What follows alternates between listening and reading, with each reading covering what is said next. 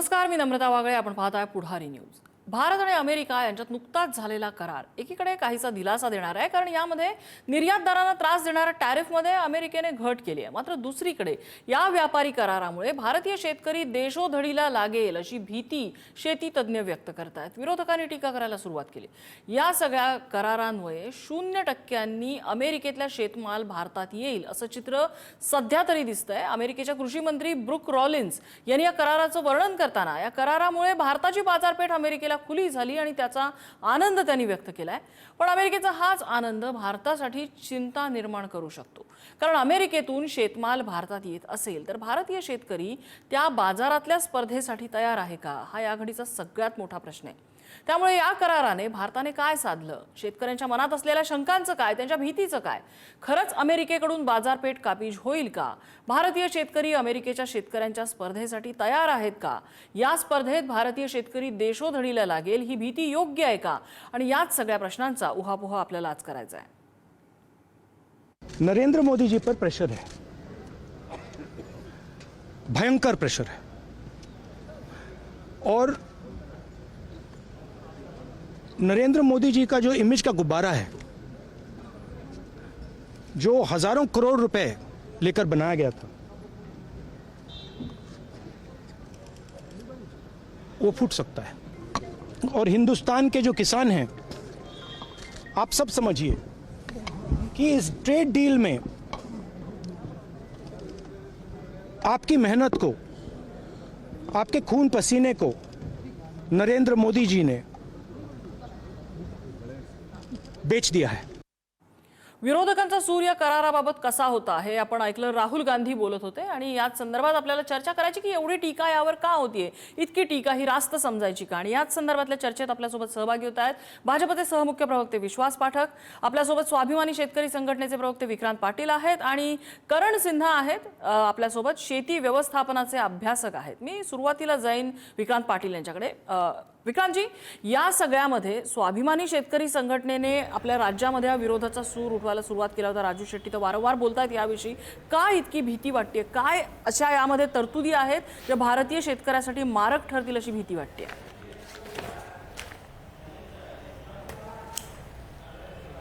मुळात Donald Trump जे अमेरिकेचे राष्ट्राध्यक्ष आहेत, त्यांनी पहिल्यांदा एक ट्विट केलं आणि त्यानंतर संपूर्ण देशाला समजलं की काहीतरी आपल्याला एक नवीन करार भारताने आणि अमेरिकेमध्ये झालेला आहे.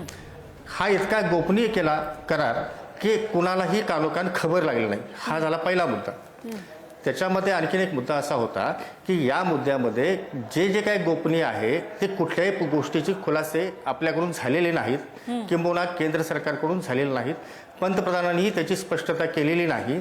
दुसरा मुद्दा, या देशामध्ये कृषी मंत्री नावाचा एक खातं आहे, त्या कृषी खात्याकडून कुठल्याही प्रकारची सूचना आम्हाला सर्वसामान्य शेतकऱ्यांना दिलासादायक असू देत किंवा विरोधात असू देत, कुठल्याही प्रकारची भूमिका मांडली गेली नाही. हा जो करार झाला तो गोपनीय पद्धतीचा करार झाला, गुप्त पद्धतीने करार झाला आणि इथल्या देशातल्या शेतकऱ्यांना अगदी उघडं पाडण्यासाठी, अगदी देशोधडीला लावायसाठी, त्यांची थडगी बांधायसाठी आणि त्या थडग्यावर उभा राहून नाचण्याचा क्रूर आनंद घेण्यासाठी हा करार केला. ही भूमिका आमची ठाम आहे. मुळात हा करार करत असताना इथल्या देशातल्या शेतकऱ्यांची भूमिका कुठल्याही प्रकारे जाणून घेतली नाही. अमेरिकेमधल्या शेतीची व्यवस्था आणि इथल्या शेतीची व्यवस्था ह्या दोन वेगवेगळ्या शेती व्यवस्था, आणि याच्यामध्ये यांनी युद्ध कोणाचं लावलंय, 100 किलोच्या ताकदीचा कुस्तीचा पैलवान आणि नवजात बालक यांची स्पर्धा लावली. आज आमच्या देशातला जवळपास 14 कोटी कुटुंब ही सगळी शेतीवरती अवलंबून पूर्णतः आहेत आणि त्याच्यावरती आधारित असलेली जवळपास 14 कोटी तितकीच कुटुंब आहेत. अमेरिकेची ही संख्या बघितली तर फक्त 34 लाख शेतकरी शेती करतात आणि ती शेती 880 दशलक्ष हेक्टर इतकी जमीन आहे. म्हणजे प्रत्येक माणसाच्या डोक्यावरती 550 एकर जवळपास जमीन त्याला येते. आमचा शेतकरी काय करतो? 3 गुंठे, 5 गुंठे, 10 गुंठे, 20 गुंठे, 2 एकर, 1 एकर अल्पभूधारक शेतकरी आहे. इथं कुठल्याही प्रकारच्या शेतकऱ्याला संरक्षणच नाही आहे. संरक्षण नाही हा भाग नंतरचा. अवकाळीमुळे अडचणीत येणारा माणूस परवापर्यंतच्या गोष्टीसाठी सुद्धा मॅडम आपल्याशी चर्चा करत असताना तुम्हाला सांगावंसं वाटेल की या सगळ्या चर्चा ज्या झाल्या, परवा पूरबाधित क्षेत्र महाराष्ट्रातलं झालं, त्याचीही नुकसान भरपाई अजून मिळाली नाही. शेतकऱ्याला 100% उघड्यावरती ठेवलेलं आहे. आणि मग तुम्ही स्पर्धा करायला सांगताय, तुम्ही अमेरिकेतनं आयात केलेल्या मालाशी. अमेरिकेतला मका आणि सोयाबीन इतक्या मोठ्या ताकदीनं पिकतो की संपूर्ण जगाच्या 50% हिस्सा हा तेच व्यापतात आणि त्या लोकांना बाजारपेठ पाहिजे. आणि आमच्या लोकांनी काय केलंय, त्यांच्याकडनं मेडिसिनचं पेटंट घेतलं, मेडिसिनकडनं आणलं, त्यानंतर इलेक्ट्रॉनिक्स वस्तू आयात केल्या, त्यानंतर इतर संरक्षणाच्या गोष्टी आयात केल्या, वेगवेगळ्या चायनीज वस्तू आयात केल्या. आता शेतकऱ्यांना देशोधडीला लावण्यासाठी ह्यांनी शेतीमाल सुद्धा आयात करायचं ठरवलं. याच्यामुळे काय होणार आहे की आमच्या दुग्ध व्यवसाय असेल किंवा सर्वसामान्य जीवन असेल, रोजचं जगणं देखील मुश्किल होणार आहे. इथपर्यंत आपण विचारूया. विश्वास पाठक आहेत आपल्यासोबत, अर्थविषयाचा त्यांचा अभ्यास गाढा आहे. विश्वास पाठक जी, केंद्र सरकारकडे हे बोट दाखवलं जाते की आम्हाला विश्वासात न घेता आमचा असा विश्वासघात का केला केंद्राने, ह्या त्यांच्या प्रश्नाचं उत्तर काय आहे? मुळात ज्या प्रकारे आता आमच्या बंधू त्यांनी विषय मांडले, हे सगळे विषय भारतीय जनता पक्ष की नरेंद्र मोदी या सरकारला माहीत आहेत. म्हणूनच 1 वर्ष आपण हे निगोशिएशन्स करत होतो आणि 1 वर्षानंतर परवा हा कराराची घोषणा झाली. आता करार करताना सगळ्या शेतकऱ्यांना आपण इन्व्हॉल्व्ह करू शकत नाही. मात्र शेतकऱ्यांचं जे हित आहे, तर हित जपण्यासाठी काही तज्ज्ञ मंडळी तिथे बसतात, त्याप्रमाणेच तो करार होतो. आजच्या तारखेला कराराच्या बाबतीत 3च गोष्टी फक्त डिस्क्लोज झालेल्या आहेत. हा करार अजून बाहेर आलेला नाही, करार कोणी अजून वाचला नाही, आणि न वाचतात अशा प्रकारची रिॲक्शन विशेषतः राहुल गांधी करतात आहे, हे चुकीचं आहे. 3 गोष्टी बाहेर काय आलेल्या आहेत. तर मला इको येतं. मी सुधारायला सांगते, तुमचा आवाज व्यवस्थित होतोय, तुम्ही मुद्दा पूर्ण करा.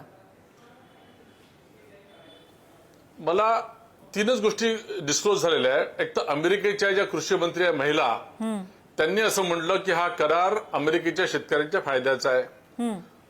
दुसरं, एक आपल्या पियुष गोयलांनी एक प्रेस कॉन्फरन्स घेतली आज संसदेमध्ये, त्यांनी विषय मांडला की दुग्ध व्यवसाय आणि कृषी क्षेत्र याला कुठे बाधा येणार नाही अशा टाईपचा करार झालेला आहे.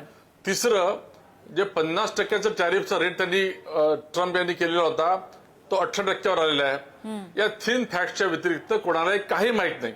आता कपोलकल्पित गोष्टीवर अशा प्रकारची चर्चा करणं आणि आपला विषय मांडणं मला असं वाटतं चुकीचं आहे. मला पूर्ण विश्वास आहे या सरकारने आपल्या शेतकऱ्यांचे जे काही हित आहे, हित सगळे जपूनच हा करार केलाय. ही शंका जर उपस्थित होतीये तर सरकारने पुढे येऊन या सगळ्या शंकांचं निरसन करणं अपेक्षित आहे. केंद्रीय कृषी मंत्री याच्यावरती काहीच बोलत नाहीयेत.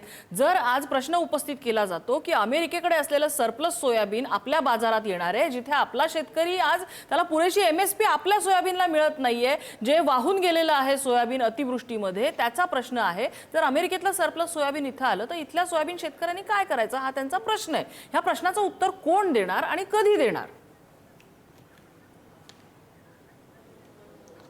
नाही, या प्रश्न एवढा आर्थिकतेने विचारायची आवश्यकता नाही.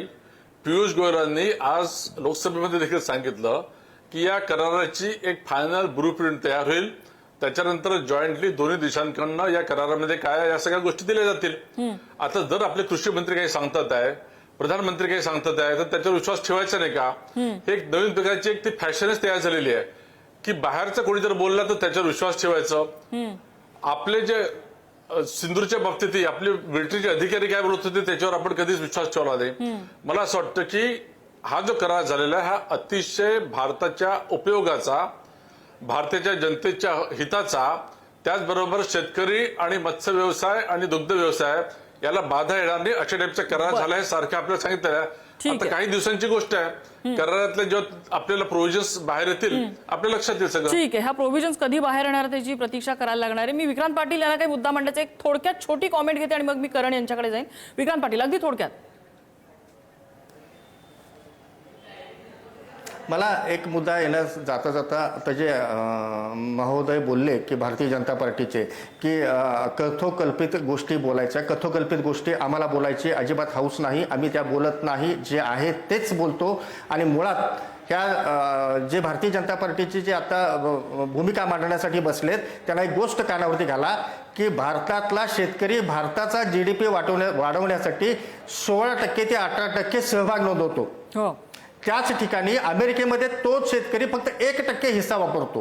म्हणजे आमचं योगदान शेतकऱ्यांचं जीडीपी वाढवण्यासाठी इतक्या मोठ्या प्रमाणात असताना तुम्ही तिथल्या 1% जीडीपी वाढवणाऱ्या माणसासाठी त्याचा जीडीपी वर करण्यासाठी आणि आमचा जीडीपी खाली आणण्यासाठी जर तुम्ही अमेरिकेला मदत करणार असाल तर घेऊया ही आपण भूमिका. चर्चेत- आणि दुसरा चर्चेत मुद्दा हा असं मुद्दा मॅडम, येईलच. जाता एकच बोलतो, अगदी. पियुष गोयल बोलतायत पण देशाचे कृषी मंत्री बोलत नाहीत. पियुष गोयल बोलतात. पियुष गोयलांच्याकडे ते कृषी अगदी खातं हा आहे प्रश्न का? आहेच की आणि कृषी पियुष मंत्र्यांकडनं काहीच का गोयलांना ते समोर येत बोलण्याचे अधिकार नाहीये. आहेत का? अगदी हा प्रश्न आहेच आणि या प्रश्नांची उत्तरं केंद्राकडनं कधी येत आहेत आणि त्यांना ती द्यावी लागतील. मी करण यांच्याकडे जाईन. करण, तुम्हाला दोन्ही बाजू माहिती आहेत. विरोधक कशा पद्धतीने प्रश्न उपस्थित करतायत, शेतकरी कशा पद्धतीने प्रश्न उपस्थित करतायत, सत्ताधारी त्याला कसं डिफेंड करतायत. तुम्ही या विषयातल्या अभ्यासक म्हणून ह्या आत्ताच्या परिस्थितीकडे कसं बघायचं? मला असं वाटतं की तर समजून घेतलं पाहिजे की अमेरिका हा अत्यंत अभ्यासू देश आहे. त्यांनी गेले 10-15 वर्ष ह्या ट्रेड डीलसाठी प्रयत्न केलेले आहेत. त्यांच्या सहकाराच्या ज्या संस्था आहेत, उदाहरणार्थ US ऍपल असोसिएशन, जे सफरचंदाचं त्यांचं एक मोठं संघ आहे शेतकऱ्यांचा, ते त्यांचा वजन हे त्यांच्या तिथल्या मंत्र्यांवरती, तिथल्या सरकारवरती खूप जोरदार दाखवतात आणि त्या पद्धतीने त्यांचे ते करार करून घेतात वेगवेगळ्या देशांबरोबर. भारताला एक कार्ड दिलं गेलं आहे खूप वर्षांपासून वर्ल्ड ट्रेड ऑर्गनायझेशनच्या अंतर्गत की आपण एक डेव्हलपिंग देश आहोत, आपण अजून भरारी घेत आहोत, याच्यासाठी आपल्यावरती जास्त कर नाही लागला पाहिजे. 2019 ते 2020 मध्ये जी ट्रेड डील झाली, ट्रम्पचंच त्याच वेळी सरकार होतं, त्यावेळेस त्यांनी आपल्यावरती युजली आपल्यावरती 2 ते 3% टॅरिफ असते. हो, पण ती नंतर आता 18% म्हणजे मध्ये 50% झाली, पण परत 18% आपण आलो आहोत. पण अमेरिकेवरती भारताने 12 ते 13% हा टॅरिफ शेतीच्या प्रोडक्ट्स वरती लावला होता. तो आता तो 12 ते 13% काढून शून्यावरती आला. पण प्रश्न हा पडतो की डेव्हलपिंग नेशन म्हणजे उभारी करणारा देश नक्की कोण आहे, अमेरिका आहे का भारत, हा एक पहिला प्रश्न आहे. दुसरा त्याच्यामध्ये महत्वाचा आहे की जे क्रॉप म्हणजे जे कुठली पिकं घेतली जातात अमेरिकेमध्ये, त्याच्यामध्ये प्रामुख्याने मका आहे, तुमचा कापूस आहे, तुमचं सोयाबीन आहे आणि काही प्रमाणात सफरचंद आणि ड्राय फ्रुट्स आहेत, म्हणजे पिस्ता, आल्मंड वगैरे आहेत. आता ही जर भारतात जर घेतली गेली किंवा ती एक्सपोर्ट घेतली गेली भारतामध्ये, तर नक्कीच ह्या सर्व आपल्याकडे जी उगवली जातात, कापूस आहे, वेगवेगळ्या व्हरायटीचे कापूस आहेत, जे आपल्याकडे अजून त्याची व्हरायटीज मध्ये काम नाही केलं गेलं, जे अमेरिकेने त्यांच्या कापसांमध्ये काम केले, त्याच्याकडून सूतगिरणीसाठी कापड बनवायला सोपं पडतं. त्याच्यामध्ये आपल्या शेतकऱ्यांना 12 ते 15% हा कॉटनचा म्हणजे कापसाचा दर ढासळू शकतो. मेजसाठी म्हणजेच मक्यासाठी अराउंड 20 ते 25% हा दर ढासळू शकतो. सोयाबीनसाठी 15 ते 22% दर ढासळू शकतो आणि सफरचंदासाठी हा 25 ते 30%. सफरचंद हा जास्त करून प्रामुख्याने उत्तर भारतामध्ये काश्मीर आणि हिमाचलमध्येच घेतली जातात. पण ह्याचा आपण आता ऍडव्हान्टेज कसा घेतला पाहिजे? आता ट्रेड डील झालेली आहे, ह्याच्यामध्ये आता चुका काय आहेत ह्याच्यापेक्षा बघण्यापेक्षा पुढे आपण काय सुधारू शकतो ह्याच्यावरती भर दिला पाहिजे. मला वाटतं महाराष्ट्र सारखा जो राज्य आहे त्याच्यामध्ये डाळिंबाचं प्रमाण खूप जास्त आहे, द्राक्षाचं प्रमाण खूप जास्त आहे आणि ती वाढतंय. म्हणजे फ्रुट्स मध्ये आपल्याकडे ड्राय लँड, जिथे जिथे दुष्काळी बाग आहे तिथे तिथे फळबागा वाढत आहेत, त्याला प्राधान्य दिलं पाहिजे. प्रश्न हाच आहे की नक्की मग रेसिड्यू फ्री, ज्याच्यामध्ये फवारण्या कमी केलेलीच फळं अमेरिकेत घेतली जातात, युरोपमध्येही तसंच आहे, खूप स्ट्रिक्ट असतं त्यांचे रेग्युलेशन्स. भारत आणि खास करून महाराष्ट्र हा त्याच्यासाठी तयार आहे का? त्याच्या आपल्याकडे लॅब्स आहेत का? त्याच्यासाठी आपल्याकडे इन्फ्रास्ट्रक्चर आहे का? ह्या सगळ्या गोष्टींवरती भर दिला पाहिजे आणि त्या अनुषंगानेच आपण पुढे गेलं पाहिजे. खास करून मॅरीटाईम म्हणजे जी मासे आहेत किंवा शेलफिश आहे, झिंगा आहे, अशा प्रकारचे जे समुद्रातले प्राणी आहेत त्याच्यासाठी नाही म्हटलं तरी 25,000 कोटी रुपयाची आपल्यासाठी बाजारपेठ अमेरिकेमध्ये उघडी आहे. त्या फिशरमेन आहेत, जी मासे मारणारी जी कम्युनिटी आहे किंवा मासे पकडणारी जी व्यवसाय करणारी लोक आहेत, त्यांच्यासाठी सबसिडी वाढ झाली पाहिजे, त्यांच्यासाठी इन्शुरन्स दिलं गेलं पाहिजे. मग त्याच्यामध्ये आपण जास्त प्रमाणात आपला एक्सपोर्ट करू शकतो. हा खूप टेक्निकल विषय आहे, हा फक्त विरोधाचा किंवा सपोर्ट करण्याचा विषय नाहीये. अमेरिकेसाठी याच्यामध्ये म्हणजे आम्ही काय विचार करतो, आम्ही आजचा विचार करतोय कारण भारतातला बराचसा शेतकरी हा अल्पभूधारक आहे. आपण जो विचार करतोय की चांगले ब्रीड्स आपल्याकडे आले पाहिजेत, चांगल्या व्हरायटीज आल्या पाहिजेत, त्याच्यासाठी रिसर्च झाला पाहिजे, त्याच्यासाठी सबसिडी आली पाहिजे, हा पॉलिसी डिसिजन असेल. माझ्यासारख्या एका सामान्य शेतकऱ्याला आज माझं जे शेतात उभं पीक आहे त्याला जर आज दर मिळाला नाही तर माझ्या घरात खायला पैसा नसणार आहे. आजचं जर माझं उन्हाळी पीक निघालं नाही तर पावसाळ्यात सुरू होणाऱ्या शाळेतल्या माझ्या मुलाच्या शाळेची फी भरायला माझ्याकडे पैसा नसणार आहे. एवढ्या छोट्या शेतकऱ्यांसाठी आपल्याला त्वरित काय करता येईल, त्यांच्या मनातली भीती कशी घालवायची? कारण तो सुद्धा हे सगळे प्रोडक्ट्स उत्पादन करणाराच आहे, तो सुद्धा सोयाबीन पिकवतोय, मका पिकवतोय, तो सुद्धा कापूस पिकवणारा शेतकरी आहे. बरोबर. आणि मला वाटतं की ह्या स्थानिक स्वराज्य संस्था आहेत किंवा संघटना आहेत, आता शेतकरी संघटना आहेत, बाकीच्या संघटना आहेत, त्यांच्याबरोबर सरकारने बैठक बसवून एक चांगला निर्णय घेतला पाहिजे की आपल्या शेतकऱ्यांना कुठल्या व्हरायटीजच्या शेतकऱ्यांना आपण पिकांसाठी बाहेर आपण एक्सपोर्टसाठी अमेरिकेत जागा उपलब्ध करून देऊ शकतो. खरं सांगायचं म्हणलं तर अमेरिकेचे जे शेतकरी आहेत त्याचे संघ खूप पॉवरफुल असतात. त्यांचे संघ जे आहेत ते त्यांची ऑफिसेस दिल्लीला पण आहेत. US ग्रेन काउन्सिलचं ऑफिस, जिथे जे अमेरिकेमध्ये धान्य पिकवलं जातं त्यांचं एक काउन्सिल त्यांनी तयार केलेलं आहे. त्यांचं दिल्लीमध्ये ते बसतात, त्यांची ऑफिसेस आहेत, मुंबईमध्ये ऑफिस आहे, बँगलोरमध्ये आहे, केरलामध्ये आहे, कर्नाटकामध्ये आहे. तसे आपल्या किती संघाचे महाराष्ट्रातले देशातले हे वॉशिंग्टन DC मध्ये, न्यूयॉर्कमध्ये, कॉर्नेलमध्ये किंवा मिशिगन सारख्या राज्यांमध्ये आपले ऑफिसेस आहेत.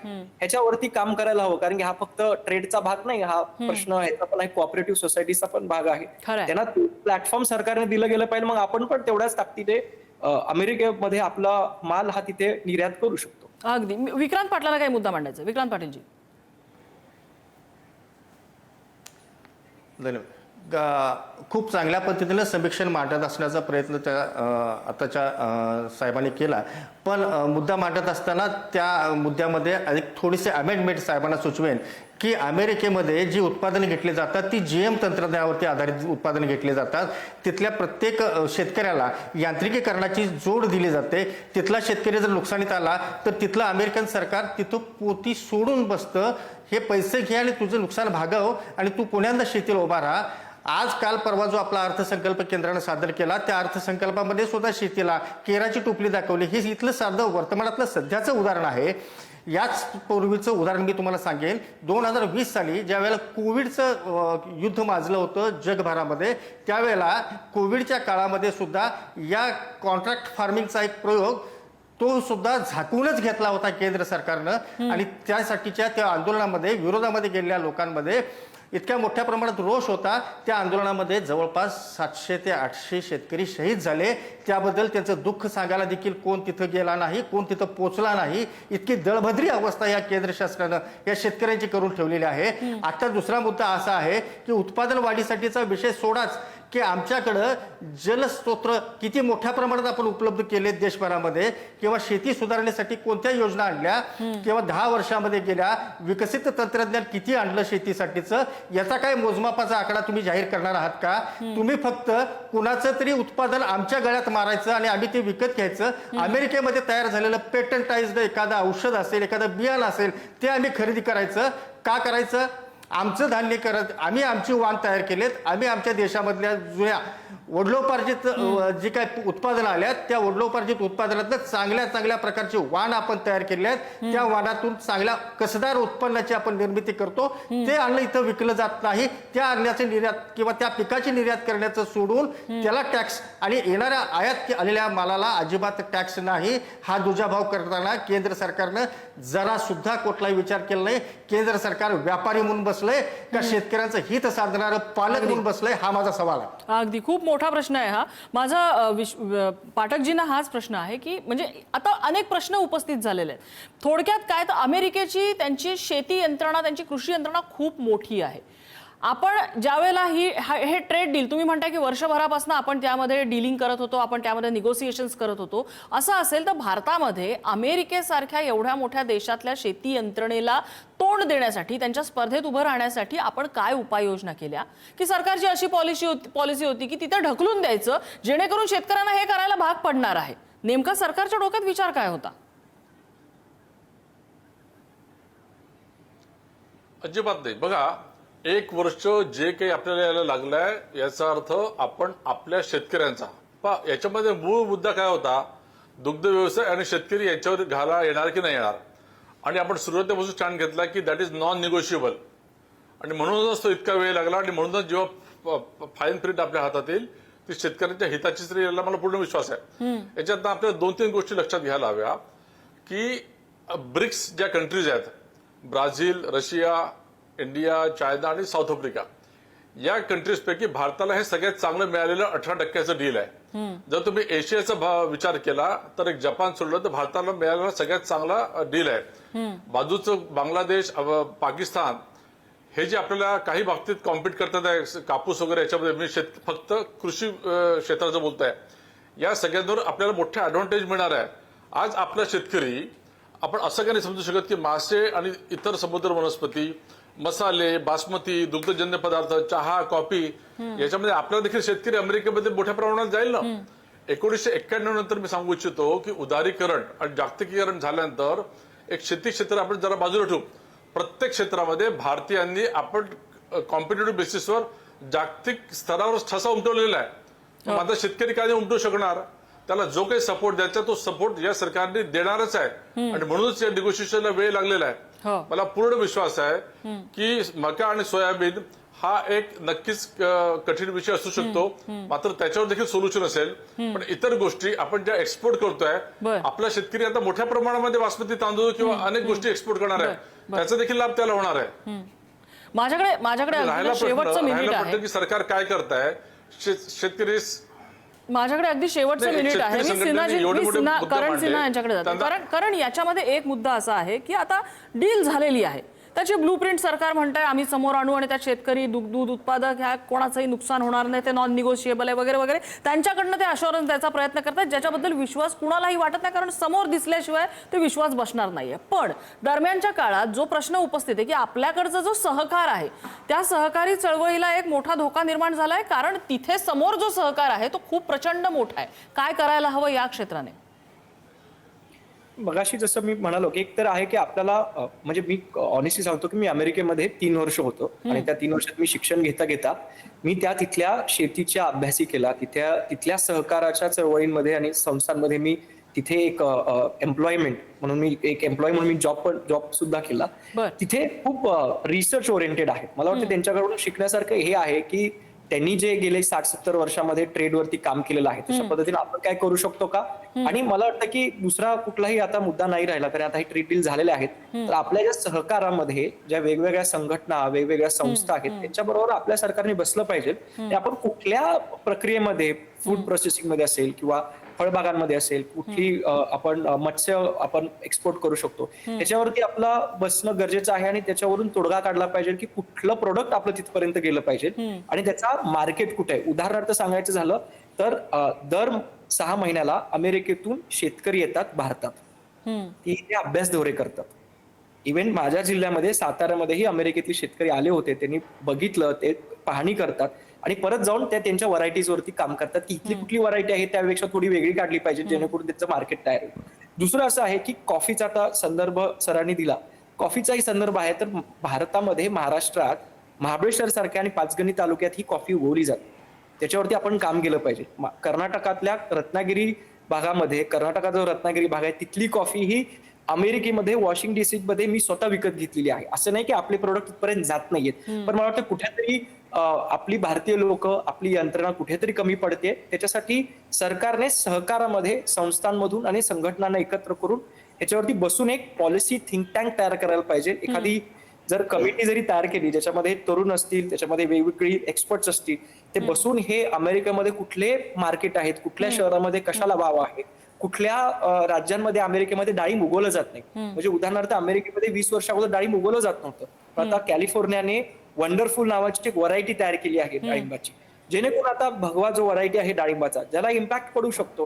कारण की आपल्याकडे महाराष्ट्रात हा नाही म्हटलं सगळ्यात जास्त हा डाळिंब उगवला जातो फळबागांमध्ये, पण त्याच्यासाठी कॉर्पोरेशन ऑलरेडी अमेरिकेने तयार केलं आहे. तर आपण पण तशाच स्ट्रॅटेजी तयार करणं गरजेचं आहे. सहकार आणि खूप महत्वाचा मुद्दा तुम्ही सांगितलेला आहे. थोडक्यात काय आहे तर आता डील झालेली आहे, त्याच्यावरनं आपण बॅकआउट करू शकत नाही. त्याच्यामधल्या टर्म्स आणि कंडिशन्स कशा निगोशिएट होतात आणि त्याची सरकार म्हणते त्याप्रमाणे ब्लूप्रिंट समोर कशी येते हे आपल्याला आता बघावं लागणार आहे. एक गोष्ट नक्की आहे की मी 10 गुंठ्याचा शेतकरी आहे म्हणून मी लहान किंवा मी 10 एकरवाला शेतकरी आहे म्हणून मी मोठा असं भारतातल्या शेतकऱ्यांना करून चालणार नाहीये. कारण तुमची स्पर्धा आता अमेरिकेतल्या 100 एकरचा शेतकरी आहे आणि कदाचित त्याच्याही डोक्यावर बसलेला त्याच्याही पेक्षा जास्त मोठा भूधारक शेतकरी आज भारतामध्ये येऊन ज्या वेळेला डील करेल त्यावेळेला आपल्याला सगळ्यांना एकत्र येऊनच इथली शेती कशी मोठी करता येईल हे पाहावं लागणार आहे. आणि हे सहकार क्षेत्र हे इथला जर जायंट बनवायचं असेल तर त्यामध्ये आता सरकारने खूप गांभीर्यानं लक्ष करून भविष्यातली एक इन्व्हेस्टमेंट म्हणून इथे कॅश फ्लो सुद्धा वाढवला पाहिजे, इथे रिसर्च वाढवला पाहिजे, जसं आता करण यांनी सांगितलं.